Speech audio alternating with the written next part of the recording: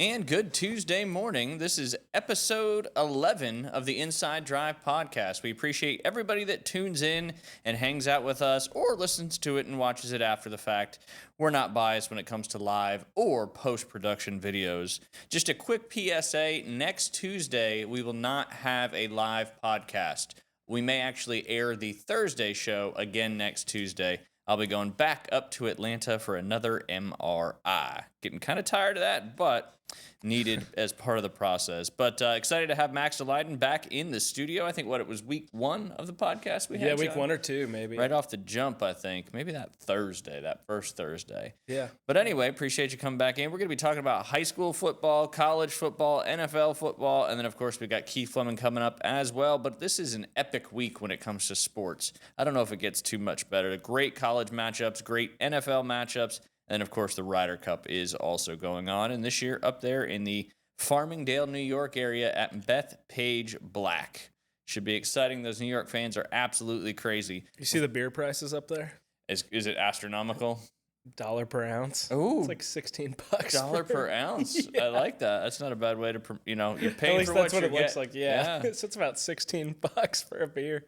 True. Whew. Yeah. That sounds about right. They want them getting rowdy, but not too rowdy, I'm sure. Yeah. Real quick, before we dive into all that fun sports talk, do want to mention Golf Plus. They do need employees. We need some employees to start working at Golf Plus so I can get Alan Watson on the show with me. Full shop, fitting, club repair, retail, whatever you need for your golf game, they've got it there. And of course, I always mention getting your clubs fit or buying a set of clubs that are fit to you is so important to the game of golf, for your golf game. And Golf Plus is really the only place where you can get it fit down to the lie angle, the loft, the grip, all that stuff. They can build your clubs and repair your clubs as well with tour van quality repairs every time. Super fast too if you need it. They've been recognized in Golf and Golf Digest magazine as one of the top club fitters in the country. You can give them a call at 850-2726 or online at golfplusretail.com. Right there in the shops at Edgewater next to Firefly. You can't go Golf Plus, get fit for a set of clubs, and have a wonderful dinner at Firefly. We also appreciate Firefly being one of the sponsors here on the Inside Drive. And, of course, Panhandle Credit Union. They are all about quality relationships they have with the community, whether it is sponsoring an event, donating to a cause, providing loan options, or setting people up with great banking products. Panhandle Credit Union is here to serve those who live, work, worship, or attend school in Bay and other surrounding counties. Together, Panhandle Credit Union builds community. Visit panhandlecu.org or swing by any location to join. All right, Max, real quick, I just do want to mention some of the high school scores in football from last Friday. We had some good games, some games that probably didn't go the way teams wanted to. Jefferson County beat Vernon 42-0. Jefferson County moves to 2-3. Vernon drops to 0-4.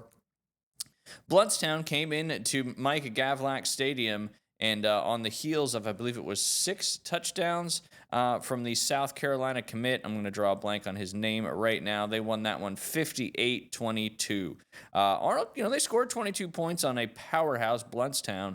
And Bluntstown's got this running back. I think it's Amari Thomas, if I'm correct. He was committed to FSU, decommitted from FSU, and he's now committed to South Carolina. Wow. Guy is unbelievable. Stud. Yeah, you hate to see Arnold lose, but it was also kind of fun to watch that kid play football, in all honesty. So, good stuff there. And then Sneads beat Bozeman by a single point.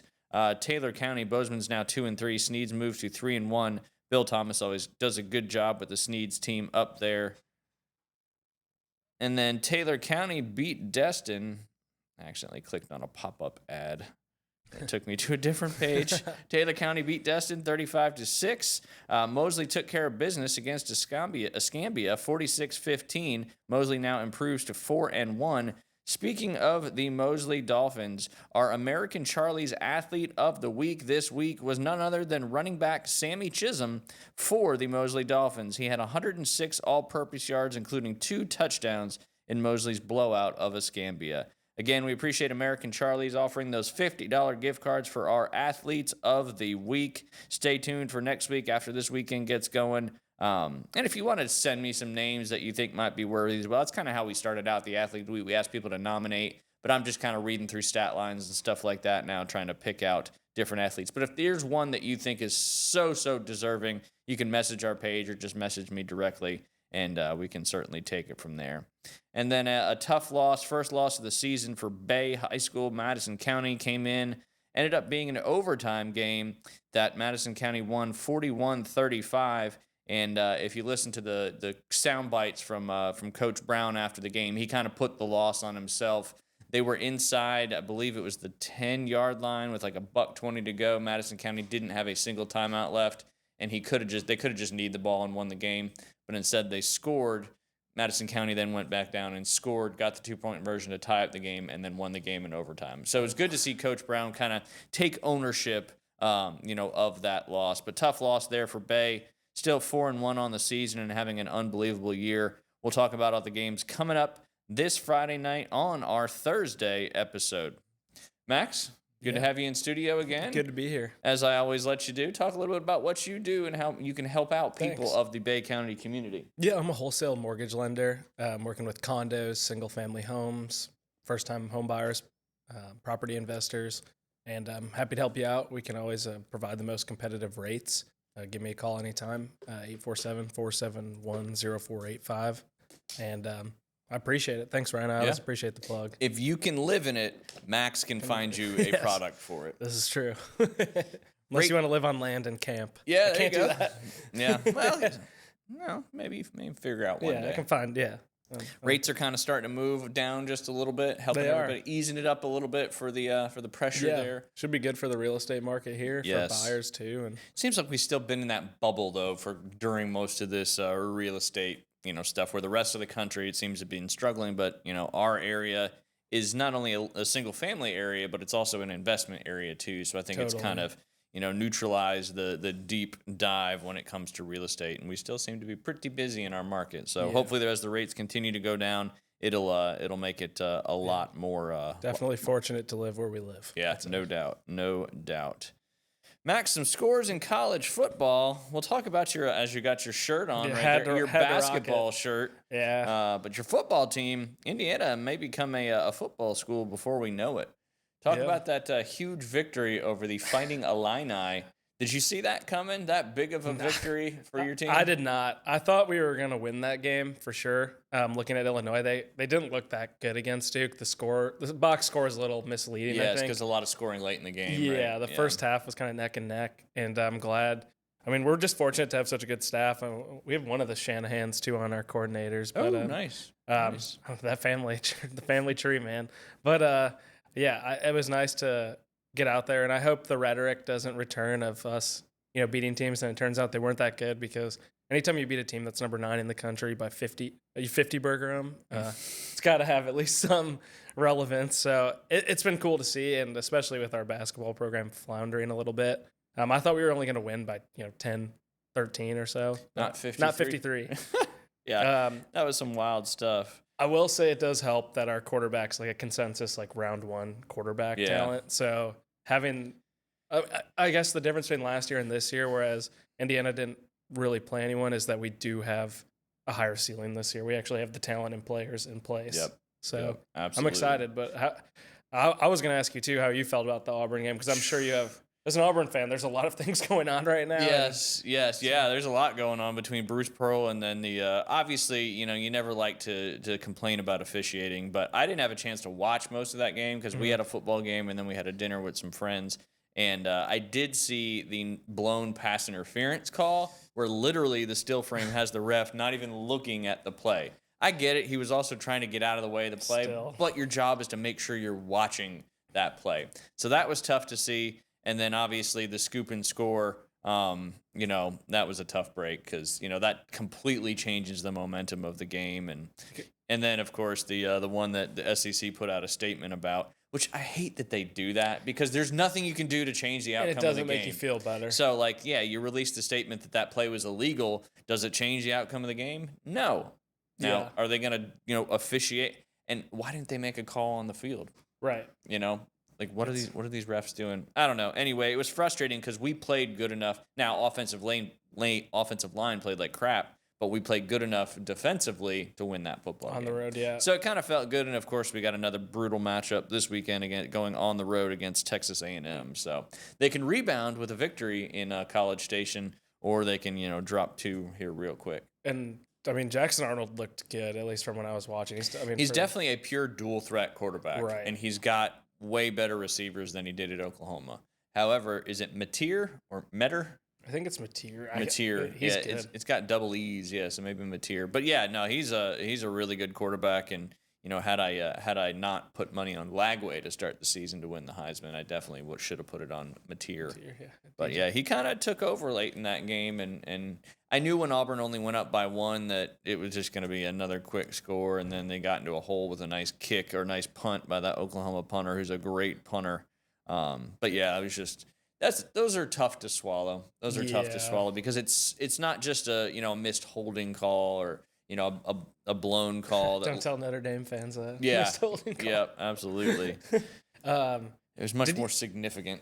Did you see Auburn's 3 opponents that they're going to get? Yes. Moving forward, it's Alabama, Georgia, and Vandy. And Vandy's trending up right now in football. I think we were one of the top or the most toughest 3 regularly scheduled SEC teams in the conference. Yeah, that bodes well for the future. I hate that they didn't keep Bama and LSU together too. Yeah, the battle of the unbearable fan bases. That's such a good rivalry. Yeah, that's the tough thing with all these new stuff in the SEC. And ACC just went to 9 conference games, I believe, going forward next year, starting, if I'm not mistaken. Did they? I think I saw that come across my ESPN stuff yesterday. And speaking of the ACC, I was going to ask you, do you think Dabo's on the hot seat, or do you think? Oh yeah, 1,000%. You think he is? Especially when he comes out there last week talking about how good he's done. It's not what you've done; it's what have you done for me lately. Especially in college football. And then he drops what they lost to Syracuse this weekend, so he's dropped 17.5-point favorites. Yeah, 2 games in a row. 2 conference games in a row, if I'm not mistaken. Who'd they lose to last week? Georgia Tech. Yes. Yes. Back-to-back conference losses. Just kind of rounding out your top 25 from this past week. And again, this weekend coming up is a good one. Florida State did what they needed to do against Kent State, 66-10. We already talked about the Auburn-Oklahoma game. LSU took care of Southeast Louisiana, 56-10. Florida. What you think about Florida? Man, not good. I'm going to be honest. I don't think that. And now they saw Lagway walking around in practice yesterday with a boot. You have DJ turn the ball over. Yeah. I don't know. He's been a little disappointing. I think Napier. Why do you think that is? Obviously, last year he kind of came in and quote unquote saved the Gators. Yeah, he was fun. I don't get it. I don't know if the tape came out on him or if it's a Napier thing because I mean, admittedly too, I was high on Napier when they hired him. I was like, that's the guy to get. Yeah. But obviously, I'm not the gauge for the guy to get because I thought Luke Fickell was going to be great at Wisconsin, and that is not the guy to get. That is not played out. That is for sure. But that's been a thing too, where people are like, "Oh, if the Florida job opens up, that Indiana's coach would be in the right," and he's not going anywhere. Like, I don't think people understand NIL collectives as much anymore, or matching. And Florida right now is not as desirable as a job as I think it. I mean, maybe I'm biased, but I don't think. It's kind of like a dreams go to die job. You have to.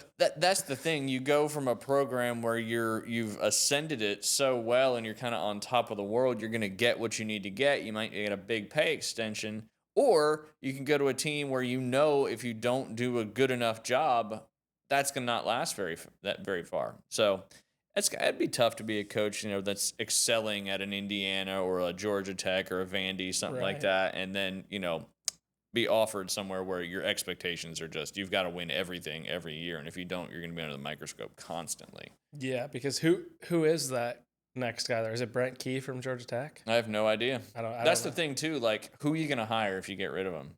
Yeah, and I don't know what name. I don't think you want Dabo coming there. I don't think with NIL he's adjusted. Yeah, Dabo's thing is just bizarre.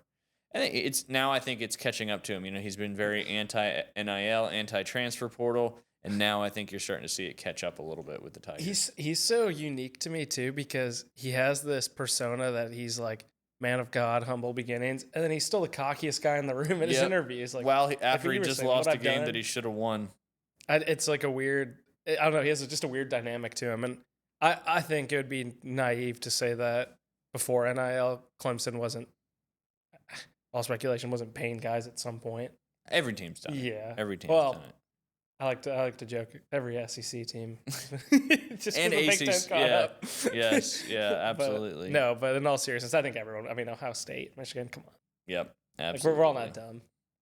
Very obvious. Very obvious. Yeah. I mean, it's been going on. I mean, it's been going on probably since the dawn of college football. But I wonder if, I guess they couldn't have done it because it was so soon. But I wonder if Florida whiffed on getting someone like an Elko. Like if Elko's the guy at A&M, I mean, yeah, that might have been their window. I don't know who else there is though right now.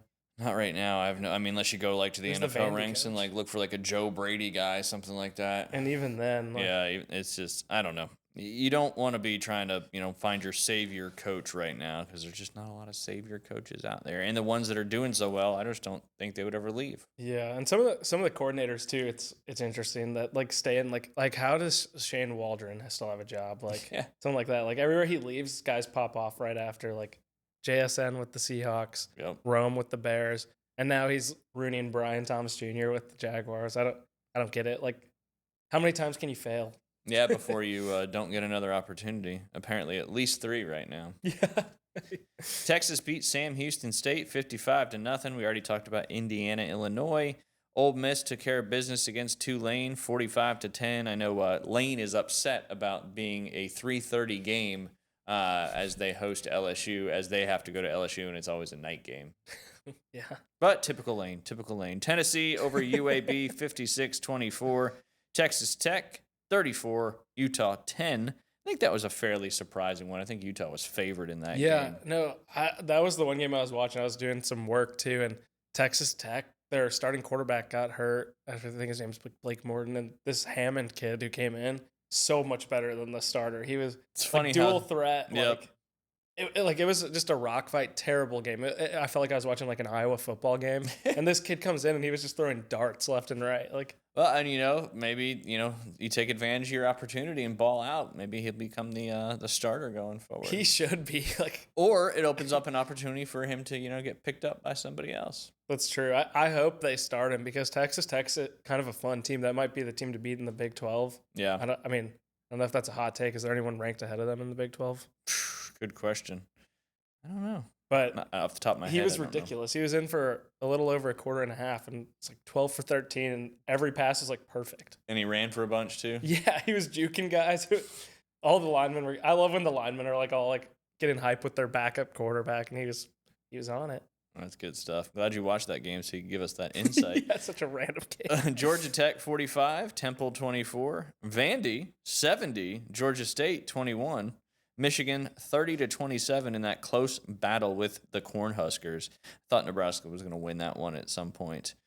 Missouri beat South Carolina. South Carolina is kind of taking a little bit of a dip down right now. Notre Dame beat Purdue 56-30. And then the late nightcap was USC Michigan State, 45-31 there for the Trojans, who find themselves a little bit further up in that top 25 poll now. Yeah, they look decent. That should be a fun game too, as far as like the loaded slate goes. USC Illinois should be fun. Yes. That's the that's part of this massive slate coming up this weekend. I'm gonna bring that up real quick. I kind of saved it. We'll talk to Keith Flemming here in just a little bit. But yes, this Saturday coming up, 7 a.m. Ryder Cup, 12 p.m. USC Illinois, also more Ryder Cup. 3:30 LSU Ole Miss, 3:30 Auburn Texas A&M, 3:30 Ohio State Washington, 3:30 Indiana Iowa, 7:30 Oregon and Penn State, 7:30 Alabama and Georgia. There's some really good NFL matchups. Those are all Eastern time, right? Yes, those are all Eastern time games. So just subtract an hour, you can do it. But yeah, Ryder Cup gets started this Friday. Wild NFL weekend this weekend. It was the weekend of the blocked kicks and game-winning field goals. What were your thoughts on all those blocked kicks? Crazy. And you even had one in your game, right? We did. Yeah. It's just a weird anomaly that many blocked kicks happened, and kickers have been really good from 50 plus, which 50 is plus, yeah. kind of cool to see. Yeah. Like Aubrey, I mean, gosh, what a I thought Bates was going to hit that would have been an NFL record last night. It had the distance, yeah, right? he just wide left, I think. That's crazy. Cairo Santos would have been like 20 yards short. Did you see we have Moody on our practice squad? I did. I saw you signed him. That was wild. I was like, are you just throwing money at this kid? If we haven't figured it out since we had Cody Parkey. Robbie Gold, really. I mean, and then you guys paid him. Yeah. And then, we cut him, which was probably stupid. And then we drafted Jake Moody in the 3rd round. Yeah, if it makes me feel better, we drafted that punter in the 4th round, Torrey Taylor, and he's been pretty buns, too. Well, he's had to punt a little more than although last week, did Caleb get sacked by the Cowboys defense? I don't think so. Cowboys defense is atrocious. But yeah, 3 games last week that had a blocked field goal kind of helped determine the outcome. That was the Rams, the Packers, and the Buccaneers. We'll talk about the Packers one first, and the Browns kind of stole I don't want to say stole the game, but they played good defense all game, and Jordan Love was under pressure. Myles Garrett had a monster game when it came to pressures, but he has a lot of monster games. So he's insane. Yes, and then obviously uncharacteristic of Green Bay too. Yeah, usually they get a lead and they can put it away. I think their run game isn't as good as probably they would hope it would be, because that's usually when you can try to put games away. You're trying to rely on that running game to make stuff happen. But let's talk about the Browns one first. Obviously, the Browns tied up the game 10-10. Then blocked the field goal. Yeah. And then drove it down a little bit, and then kicked their own game-winning field goal. And I actually was very happy about that. I don't have an allegiance to either one of those teams, but I'm in a loser pool, and a bunch. It ended up being 117 people in our loser pool had picked the Browns to lose that game. No way. So that helped out big time. Loser pool. For me, I had taken the Dolphins to lose that one to the Bills, and the Dolphins kind of made it interesting there for a little while. A lot of people probably had the Panthers too, right? Yes, that was another one. Yep. Yeah. Bump. That's the thing. You're trying to pull for these upsets because you want all these other people to drop out. Other 2 games that were blocked field goals there. The Rams Eagles game was wild. The Eagles were down 27-6 during the second half. And then block kicks on the Rams' final 2 drives helped secure a comeback. And, of course, the walk-off block field goal touchdown. Jordan Davis ran that one back, I think, former Bulldog. To cover so people who had – because it was Eagles minus 3.5. And I know one of my buddies had Rams 3.5, and he was so mad. Yes, that's a bad beat. That's like an all-time bad beat. Yeah, that's rough for sure. That is rough. It's the Eagles, it's hard because – they have so much talent, but they play such a lame brand of football, and it's kind of just I hate to use the word boring, but because if you're winning, you can't be mad. But it is a little aggravating now as people are really starting to zero in on the tush push with all the false starts and I've always kind of defended the tush push, saying if everybody has the same opportunity to do the play, how can you ban it? But the officiating of that play, I can kind of understand now where it's getting a little out of control, because you can literally see significant false starts on that play. And if you're the first one to the point of contact, you're usually going to win.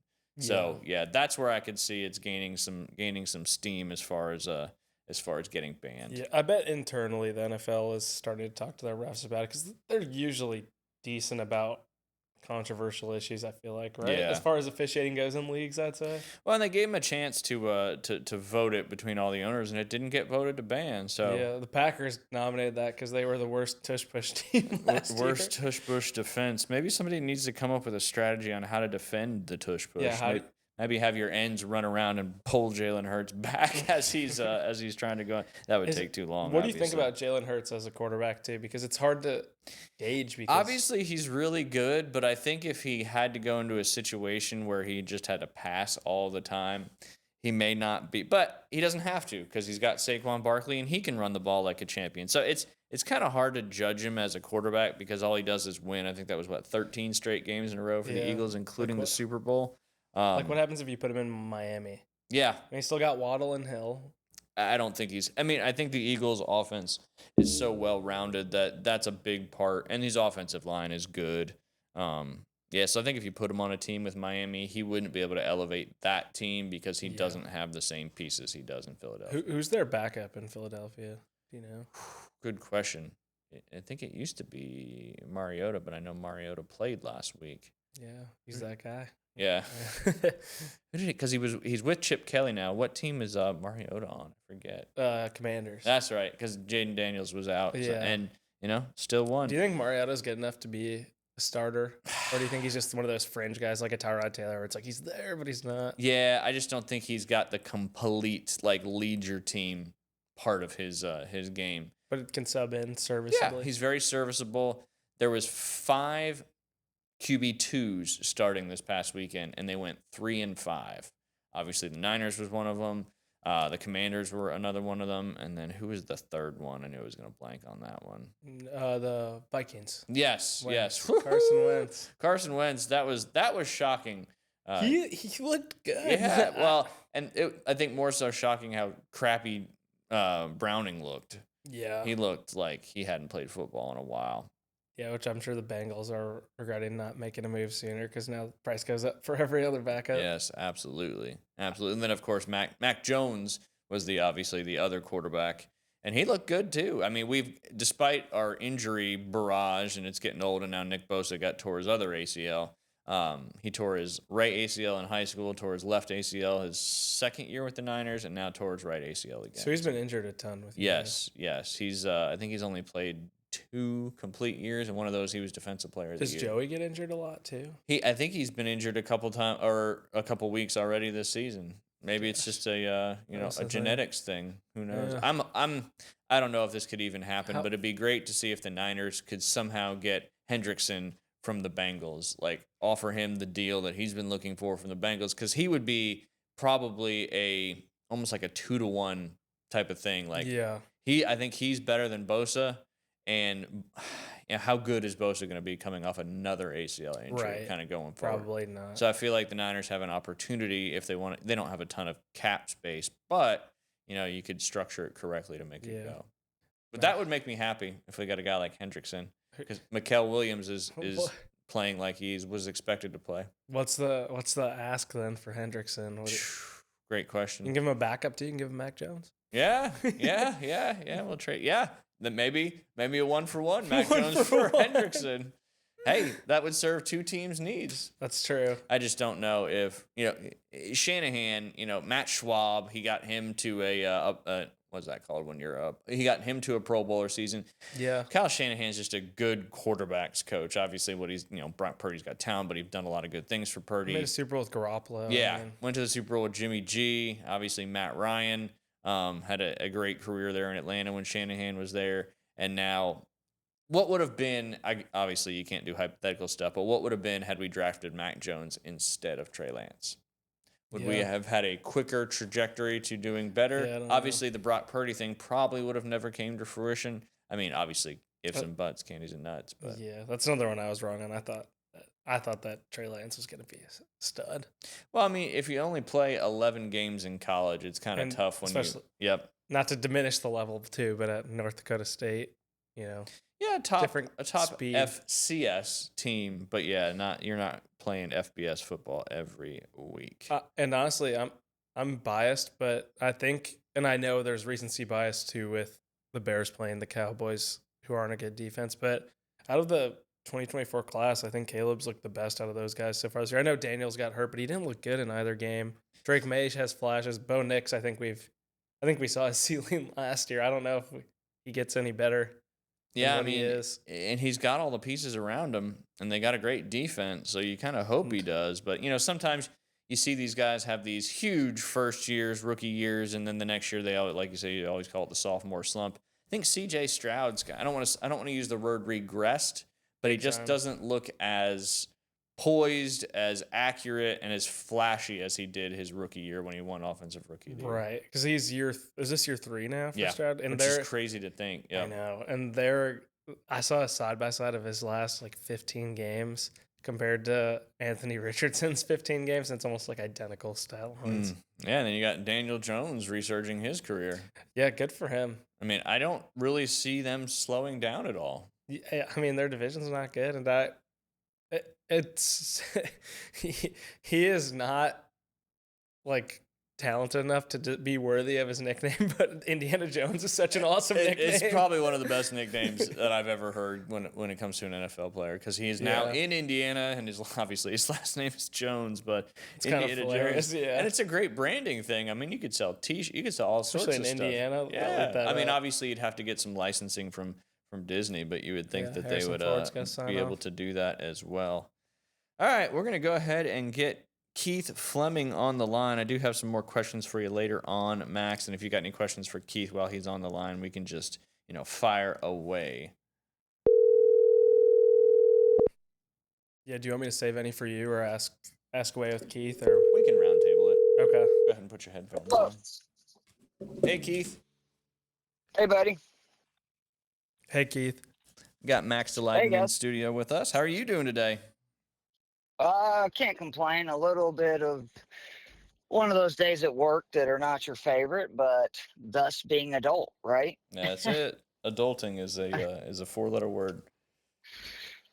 But amen to that. But yeah, no, a lot of good stuff going on. Obviously, unfortunately, your Falcons falconed this past weekend, and I hate to bring that up, but we were just talking about some scores from this past weekend, and the quarterback situation. The backup quarterbacks doing pretty well. 3-5 on their games that they played, that they were second string quarterbacks. But I think you kind of called it too, if I remember correctly. We were talking maybe the first week or two you started doing the podcast with me, that Bryce Young was going to have a good year, and he certainly looked pretty decent this past weekend. I don't want to say good or great, but decent's probably the word I'd like to use for that. Good word.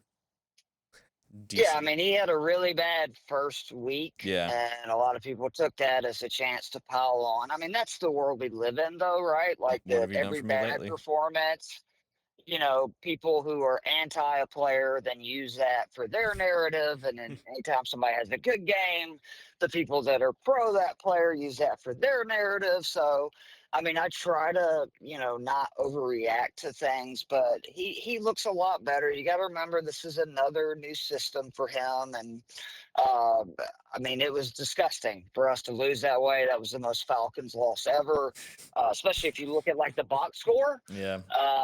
It would be shocking to know we lost that game 30-0, because we actually led them in yards per play and a bunch of other statistics. But Falcon's going to Falcon. But I still think Bryce has talent. And as they continue to build a better team around him, amazing what getting a legit number one wide receiver Ted McMillan's does for a young quarterback. Great season. He's the real deal. So, I think Bryce will continue to improve. Is he going to be one of the top quarterbacks in the league? Absolutely not. But I think he definitely can be a franchise quarterback who, is good enough to lead a team to the playoffs if he has enough surrounding him. The issue with Carolina has just been terrible ownership, terrible front office, and hopefully that improves for his sake. Absolutely. Keith, what do you want to start with? You want to start with stats, your lineup, or you want to talk a little Ryder Cup action? I just want to go over a few stats real quick. The biggest is the Indianapolis Colts. Woo! And holy smokes. We were just talking about Indiana Jones. Yeah. They have punted just once in their first 3 games. They're scoring on 77% of their possessions this season. That's the highest rate in 45 years. Anytime a rate is high, as it's been since your boy was born, that's a long time. And only one other team has started 3-0 and punted less than 5 times. Do you know who that was, Ryan? Ooh, that's a tough one. How about the New England Patriots? Or you said my name. 2007 New England Patriots, which we remember that team went undefeated during the regular season through 3 games. The Pats that season had scored 114 points with 70 first downs on their way to gaining over 1,300 yards in total offense. The Colts have scored 103 points with 75 first downs on their way to gaining that 1,256 yards. And the big reason for that, as you alluded to, is Indiana Jones has arrived for the 3rd straight game. Daniel Jones threw a touchdown, no interceptions. He's accounted for 6 touchdowns through 3 games on Sunday. And most importantly, Jones was 7 of 9 for 130 yards and a touchdown on pass attempts that traveled at least 10 air yards. His completion percentage on such throws is now up to 65% on the season. His average the first 6 years in the league was 50%. Among QBs, Jones ranks first in yards per attempt, EPA, completion percentage versus zone, red zone rush attempts per game. He's also top 5 in passing yards, deep passes completion percentage, clean pocket completion percentage, QBR, fantasy points, and expected fantasy points. This is real, and this is why these quarterbacks need to be in the right situation. Shane Steichen has won games with quarterbacks like Gardner Minshew, Joe Flacco, etc. And we were laughing, right, when they named Daniel Jones the starter. He And I was on to guarantee something nobody and was drafted aware of Daniel that. Jones in their fantasy leagues. No. And now they're picking him up left and right, including myself. The other guy I just want to highlight is... Hey, Keith, real quick. We got some breaking news coming out of the NFL world. Giants benching quarterback Russell Wilson and will start rookie Jackson Dart on Sunday versus the Chargers. The Russell Wilson experiment in New York is now come to an end, as the Ole Miss QB will make his first start this Sunday. I mean, good riddance. Did you see that first through fourth and goal performance on Sunday night? Oh my gosh. I mean, tough opponent though for Jackson Dart to make his first start against. Chargers defense has been on fire so far this year. All right, Keith, go ahead. Sorry, organizations make bad decisions. Yes. Why you would not wait? They have a bye this week. I have no idea. But I do want to highlight that Puka Nacua is the #1 wide receiver in football, and I don't think it's close. He is right now on pace for almost 200 targets, 164 receptions, and almost 1,900 yard receiving yards. 0 touchdowns as well, because he hasn't caught a touchdown. I think that'll change. But his last 14 regular season games was 70+% of the snaps played. He's averaging nearly 11 targets, 8.5 receptions, over 100 yards receiving, 23 fantasy points per game. He's had 90+ receiving yards, 11 of 14, 9+ targets, 11 of 14, 20+ fantasy points, 8 of 14. And then the most impressive thing is he now is averaging over 3 yards per route run. There has never been a wide receiver in the history of the game to average 3 yards per route run over any 3-season stretch. He's doing this in his first 3 years in the league. Puka is, I think, the alpha dog now at wide receiver. He surpassed Jamar Chase. He surpassed Justin Jefferson. He is unstoppable. And it's just, I marvel at what he can do, even against good defenses. They played some really good defenses this season. It doesn't matter. Yeah. So the last one, just real quick, Jalen Hurts. We all had fun mocking him and, saying the guy can't throw the ball. He showed last week that maybe it's just game situation, because he was 7 of 9 on passes that went 10+ air yards in the second half alone for 154 yards and 2 touchdowns in their big come from behind win. Over the first 10 quarters of the season, he had just 2 completions on 7 passes of 10+ air yards. But I don't know when people are going to learn. Philly is all about W's. They don't care how they get there. Jalen Hurts doesn't care how they get there. This is still, in my opinion, the best team in football. And is Jalen Hurts the best quarterback in football? No, but he is very, very good. And when you need him to, he has proven he can throw the ball, but they're not going to ask him to do much outside of what he is comfortable and is in the situation for that game. So I think a lot of people owe apologies that were just slamming Jalen Hurts, saying that, there's 30-something quarterbacks that are better at throwing the football in the NFL. That's just not the case. Yeah, no, absolutely. I mean, I was thinking the exact same thing when I was watching that game. It's like everybody was talking about how Jalen Hurts, all he does is run. He just kind of does the tush push. And then, last week he really had to throw because they got down so far against the Rams. I think it was 26-7 when he kind of turned on the passing game. So Now, if we were talking earlier about Hurts, Max was kind of asking you, like, if, he was on the Dolphins, would he be as successful? And we both kind of agreed no, because the personnel around him would be way different for the Dolphins as it would for the Eagles. So I think that gets back to your point, saying, is he one of the best quarterbacks in the league? No. But does he do what he needs to do for his team? Absolutely. There's a reason why they've won 13 straight games in a row. And all quarterbacks are like that. Like, 100%. people need to realize that Patrick Mahomes, if he was drafted by the Falcons, would not be Patrick Mahomes. Like, he would be some guy that, Michael was a Penix bust, Jr. basically, probably. Hey, now, easy. Hey, Still I'm a too Hoosier. early. I'm rooting for my guy. I'm sensitive about that still. So, but no, to your point, I mean, that's what it is. And I'm tired of people acting like it's just the player, not the situation. There's enough data now with Geno Smith, Sam Darnold, like the list goes, Matt Jones right now in San Francisco. Like, you see, if these guys get in the right, Daniel Jones, if they get in the right situation with good coaching, they have a great chance to succeed. If you put them in a situation with bad, supporting cast around them, bad coaching scheme, it's really tough for them to have any success. Yep, absolutely. Especially high drafted quarterbacks that go to teams that aren't good. That's why they have those top draft picks. But Jalen Hurts obviously is it's kind of, and he's the strongest quarterback in the league as well too. I mean, that guy can squat like 1,000,000 pounds. I don't know exactly. He's what the number so is. strong. Yeah, I think that's what works so well with that tush push. But Keith, go ahead. Do you want to do golf or do you want to do some DFS real quick? Let's do golf real quick, and then we'll finish with your DFS action for the week coming up. The Ryder Cup. Don't know if you guys heard, is this week. Beth Page very Black. excited.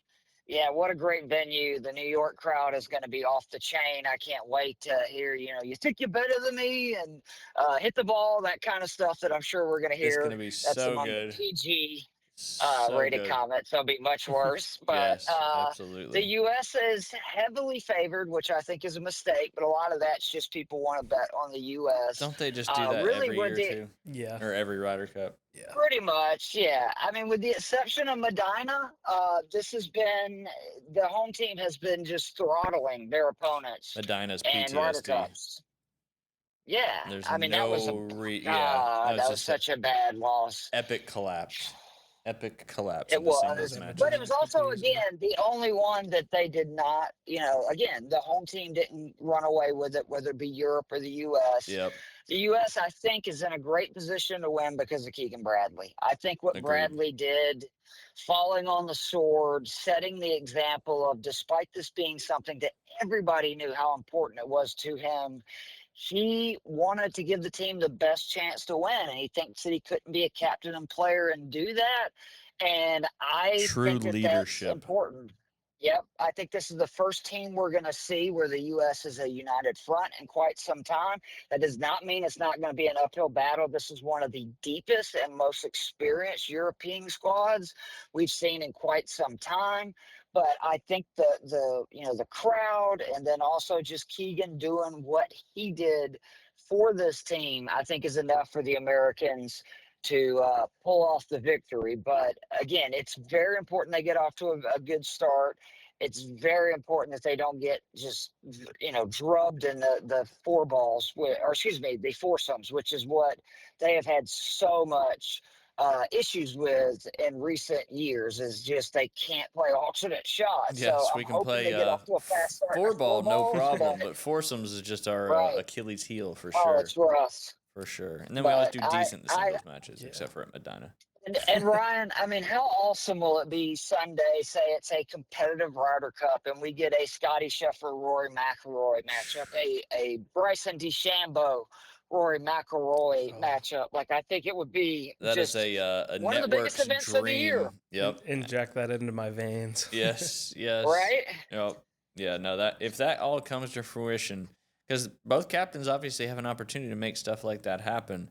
And if it was anything like the one at Hazeltine with Rory and Patrick Reed, that was amazing. So good. Yeah. Those guys were dropping 50-foot bombs and pointing at each other like it was no business. I don't know. It's like a WWE. It really was. It was almost like and I loved it. You couldn't script that any better. These guys were making these putts that really you don't make that often, and they were dropping them on top of each other. And that's what makes the Ryder Cup so special. Is it's not just a regular golf tournament. It's each hole is its separate match, and it just makes it so much fun. I think Max has a couple try to questions. Get your friends that are not, golf fans to watch this. I think it's something that'll make people golf fans. I really do. Go ahead, Max. Yeah. I agree. Yeah, I've got a couple, roundtable for Ryan and you, just because I love listening to your guys' golf insight. My first question was, can Xander figure it out and become what he was last year to help carry this team? He missed the Tour Championship this year, and I'm a little concerned about his form. Go ahead, Keith. Ooh, I think that he can be a big factor in this. I don't expect him to do heavy lifting. I think that I hope Keegan realizes that and protects him with the matches that he plays them in and also his partners.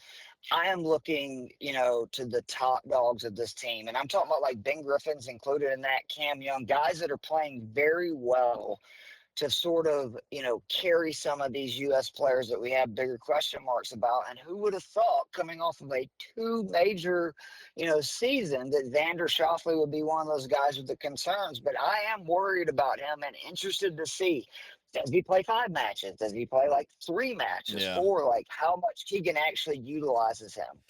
Now, Keith, kind of to piggyback on that point, do you see like a Ben Griffin getting paired with a Xander Schauffele, a new guy that's obviously playing great golf, and then kind of a veteran who's been around this Ryder Cup multiple times, and kind of maybe they're not the best pair together, but just kind of the types of players that they are in. Maybe being paired with a Griffin, brings Xander's game up a little bit, and then all of a sudden he's playing meaningful golf. So, do you think those, like you kind of said, the pairings are important, but do you think like a newbie hot shot, for lack of a better term, paired with some of these veterans that maybe not have played as good a golf this year as they have in years prior? I mean, it makes a lot of sense. The one thing I'll say for Xander, his game matches up whether it be the foursomes or 4 balls. He hits it a mile. Xander actually hits it pretty straight. He's typically really good on and around the green. So he's the kind of player that should fit well with just about anybody.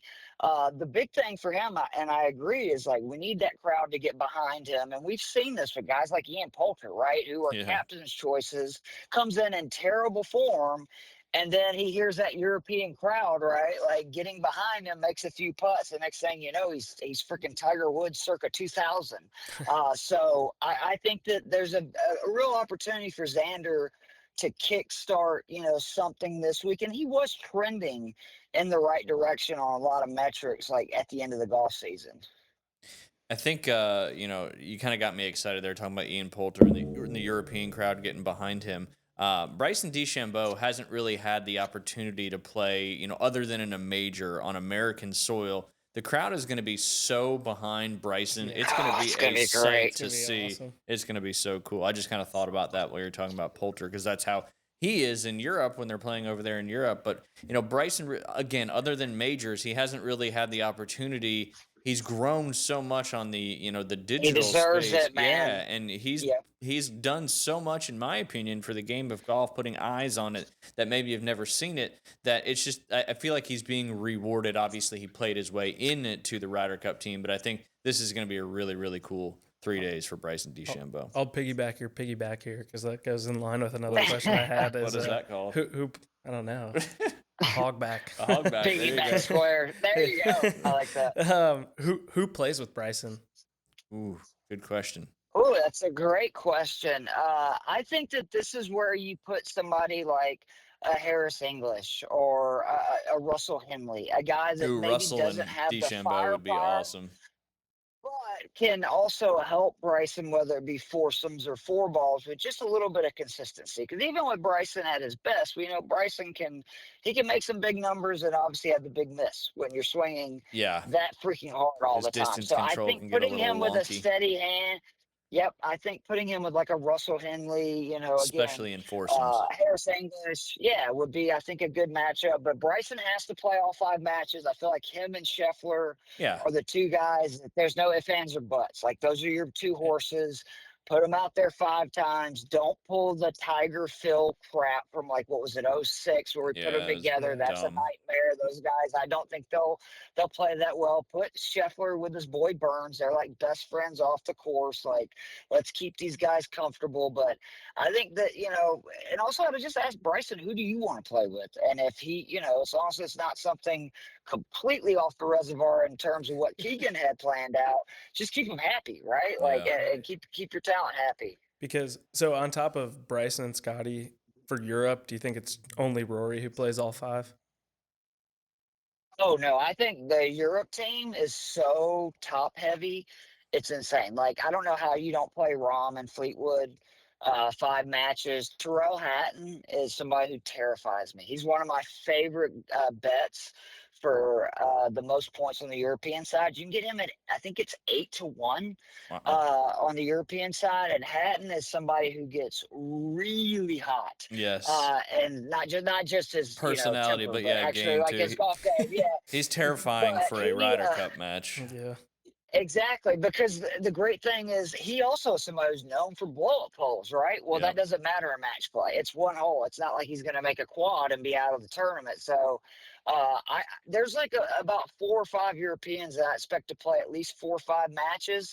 And the guy that scares me more than anybody on the European side is Justin Rose. Yes. Because He's I like think he is now in that Ian Poulter role. Yep. And on top of that, he actually enters playing great golf, which that terrifies me if the American side. Yeah, I'm looking at this roster right now, and you got my boy Sepp Straka, Ludwig in there, Shane. I mean, this is a difficult Europe team for USA to win. It's the best Obviously, team I've ever seen, Ryan. Don't you think? I would Like, agree. talent-wise? I would agree. I mean, this, and obviously USA's got a ton of talent, but just in the match play situation, you got these.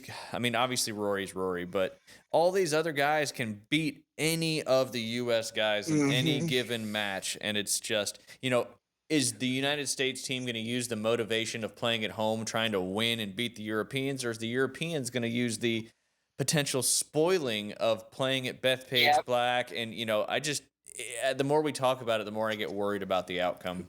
Who do you guys think are going to be the dark horses on both sides? Like maybe Cam Young?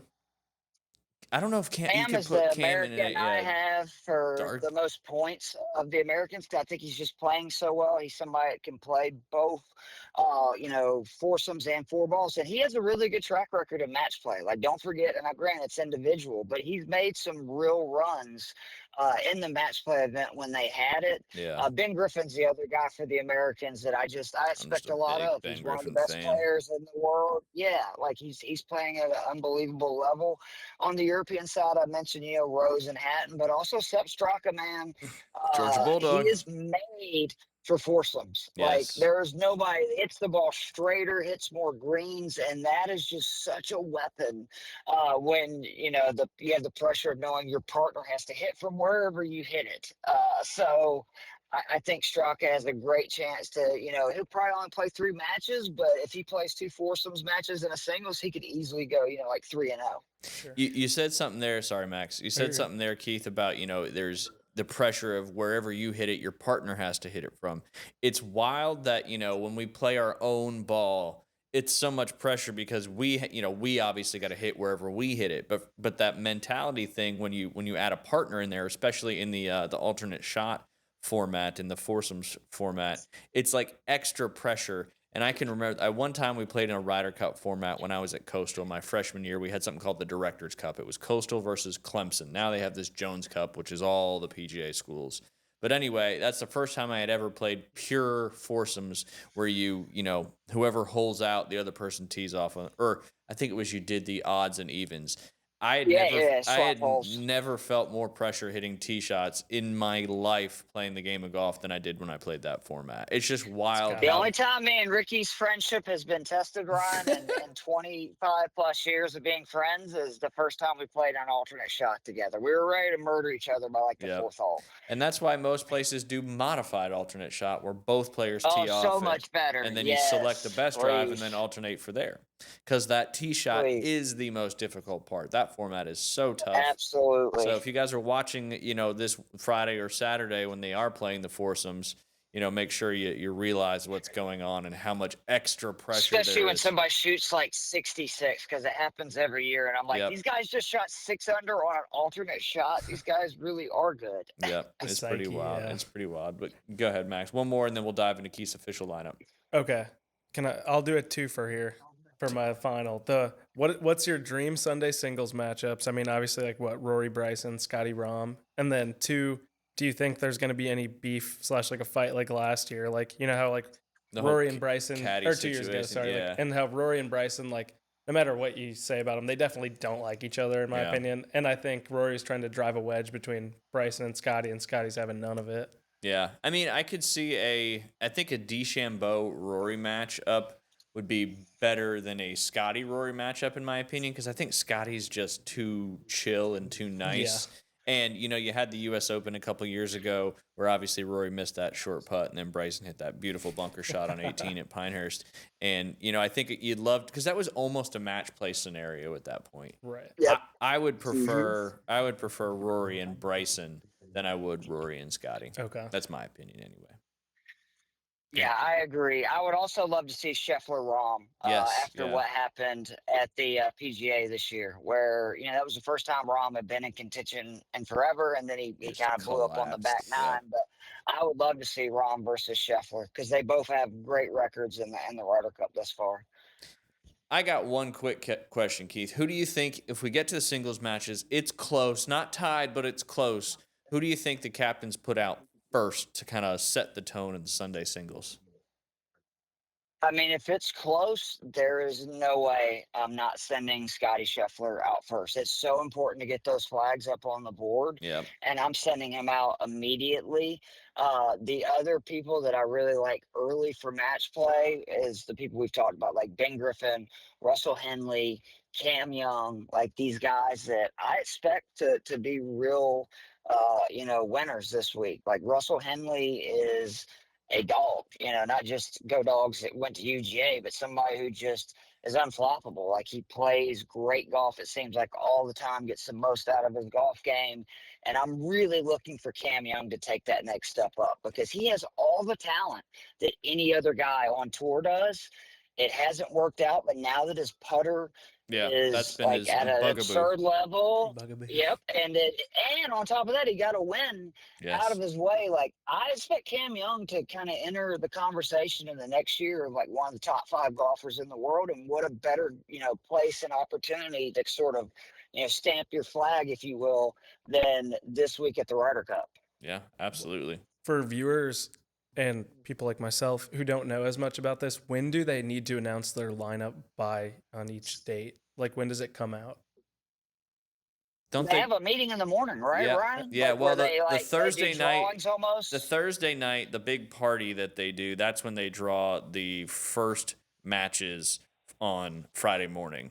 And then, because one player gets to put up one captain gets to put up their players, and then the other one matches, and you kind of just keep doing that all the way through the Ryder Cup. And is that televised? That is the party. Yes. Okay, cool. Yeah. Something I just started doing the last couple of years. That's awesome. Yeah, it's pretty sweet. Yeah. Now the Ryder Cup is, again, if you're not a golf fan, the Ryder Cup is not golf. The Ryder Cup is USA versus Europe. So I highly encourage you to check it out. If you've never checked it out before, it's really easy to follow along too. You either win a hole, lose a hole, or have a hole, and then it just adds up to the total at the end. Whoever has more points wins the match. All right, Keith, real quick, give us your lineup so far for I guess it's week 5 in the NFL slate? Week 4. Yeah, week 5 in college football. That's right. It's been a rough start for your boy. Like week 1, George Kittle, and most of my lineups get injured on the first drive. Week 2, Justin Fields gets knocked out first drive, second half. And then last week I had CD Lamb in 90% of my lineups, and he doesn't score a point because he gets knocked out. So He's out hoping for a that while. doesn't continue. But Caleb Williams is the QB this week, 5,800, scored at least 18 points in all 3 starts this season. If you look going back to last year, he scored 20-plus points in 5 of his last 9 starts. Running back position, James Cook versus New Orleans. I don't know why he's not more expensive. He's a guaranteed like 22 to 28 points. New Orleans has been awful versus the run this season. And everything I'm going else. Travion Henstrom. Yeah, that's true. 5,500 versus Carolina. Ramondre Stevenson fumbled twice, ladies and gentlemen. Antonio Gibson fumbled once. Travion Henderson is officially now your back. Carolina, we saw it last week, even though Atlanta struggled. They still have issues with running backs, both catching passes and running out of the backfield. The receivers, Devontae Adams, 6,200 versus Indy. He's seen at least 8 targets in all 3 games this season. He is every bit a number 1 receiver in any other offense. He just plays beside Puka, but still up there in target share. Ricky Purcell is I think, just a huge smash. Purcell, thank you. You're huge welcome. Smash play this week. Just for those who are not huge Niners fans, he is right now 4th in receiving yards per game, 14th in reception, 5th in yards per reception, 1st in yards per target, 11th in yards per route run, and 2nd in first down reception. So he's the real deal. We have all these injuries in San Francisco. That's only going to help him out. I love him this week. Harold Fanning's the tight end. He's still getting an absurd usage. They're using like a Swiss Army knife to line him up at the slot, inline as tight end, the backfield. That's a very good matchup versus Detroit, who just got burned by Mark Andrews, who there was like, have you seen this man? Posters posted all over Baltimore because he had been not involved at all in the offense. And then I love Baltimore 2,700 at Kansas City. I think Baltimore now in a must-win situation after starting 1-2, even though it's been losses to really good teams. I think they make a statement against a Kansas City team that has really struggled moving the ball. Yeah, no, absolutely. Keith, I appreciate you going so fast through that. That might be a record of going through your official lineup. I have one more question before we let you go. Dogs going to beat Bama this weekend? Yes. It's going to be tough, but I think that they do get it done. Gunnar Stockton has figured out what he needs to be. My only concern is I need the defense to play a little better. I was a little disappointed in how much Tennessee was able to move the ball early, but did love the adjustments. They did not move the ball well in the second half. So take the over. What is it? You were telling me like about 52. Yeah, that. I like the under, actually. I see this game being like a 20 to 16 kind of game more than a 45 to 41 kind of game. So. Yeah, Georgia doesn't want to get into a track meet with them. I think we can physically, dominate them. Control the time of possession, play good defense. Yep, absolutely. Well, Keith, we appreciate you as always. Just a reminder, no show next Tuesday, as I will be up in your neck of the woods. Actually, I'll be heading back from your neck of the woods next Tuesday. So again, appreciate your time. Please hit me up. Let's get some lunch or something, buddy. I'd love to see you. Yeah, definitely. We're coming up Saturday evening, so we'll be there for a couple days. MRIs on Let Monday. me know, buddy. Yeah, we'll do. Awesome. Keith, looking forward to seeing you. Enjoy the Ryder Cup. Enjoy football, and I'll do it for you. Go Dogs. Thanks, guys. Have a great day. You too, Keith. Appreciate your time. You got any more Ryder Cup questions, Max? I could talk about Ryder Cup for hours on end. It's just such a great event in sports. Well, I wanted to know too who you think is going to be like the guest speaker to hype the boys up. If it's Jordan, Tiger, if you have any guesses. It's been Jordan and Tiger a lot. I'm going to guess Jordan simply because Keegan is a Jordan wearer. Yeah. So that would be my guess.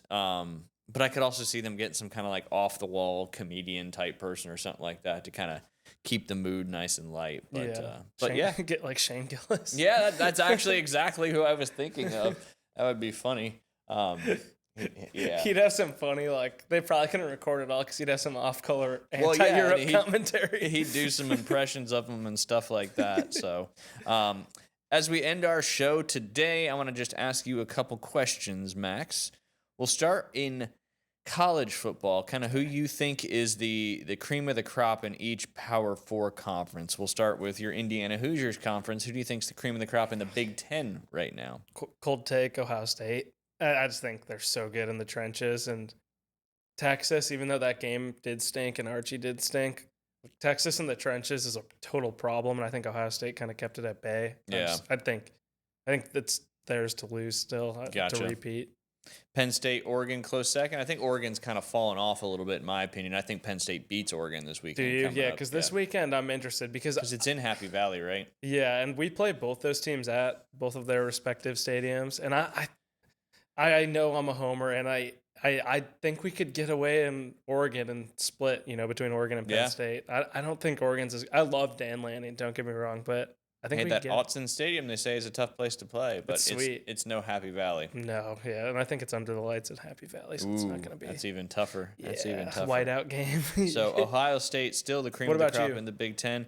I mean, I feel like Penn State's a close second when it comes to. I'm actually surprised, or I thought Oregon was going to be the team to beat this year, and obviously they haven't lost a game yet either, but they just haven't dominated as much as I thought they were going to. Sure. All right, let's bounce over to the ACC. Is it Florida State and Miami and everybody else with Clemson kind of falling off? Yeah, Georgia Tech's fun too. Georgia Tech is fun to watch. I think it's Miami though, and the ACC. I think they have a little more weapons. I think Castellanos, however you say it, has been solid, but I still don't fully buy him. I mean, in this game. Is Bama? I mean, I guess we'll find out a little more about Bama this weekend. But other than playing Florida State to start the season, Bama's played just some lower end teams. So we really don't. Worst team in the Big Ten. Lower end teams. The Badgers just are not who they wanted to be. What about you? I think it's Miami. I think the Miami Florida State game obviously is gonna kind of determine who the cream of the crop is in the ACC. But like we talked about with Clemson earlier, I think Clemson and Dabo's got to figure out something quick because the season could get away from him very, very fast. Yeah, and in what people are saying is a very down year for the ACC. Right, and this could be the first time we see Miami FSU play in the ACC championship, too, which would be fun. That would be a lot of fun. What about the SEC? Who's your big dog in the SEC right now? I still think it's Texas. Yeah. I don't know why. I think Texas is still the problem. I don't know. What about you? The SEC is tough for me because I don't know. It's just I feel like we haven't learned enough yet, kind of getting back to the Bama thing. But I still think, obviously this weekend we'll find out more. I think Georgia is still, probably the team to beat. Obviously, Arch has gotten a lot of criticism. When's their next big game? Is it this weekend coming up? For Texas? For Texas, yeah. Let's see. Because they're obviously against Ohio State. They did not perform as well as they should. But like you said, they got two of the best lines in the country. And usually when you have the trenches, you can make some other stuff happen. Yeah, so they've got Florida. They're off this week. And then at Florida, host Oklahoma. So that'll be a good Red River rivalry. The Red River rivalry there in Jerry's world. They'll play Vandy, so however you value Vandy, first week in November. I think the Red River rivalry game will kind of determine because Oklahoma's obviously off to a hot start as well and have beaten some good teams. So and they'll be able to give us a definitive answer because they play at Georgia and then end the season hosting A&M. So that schedule is a gauntlet. It's no Florida schedule, but it's certainly a challenging one.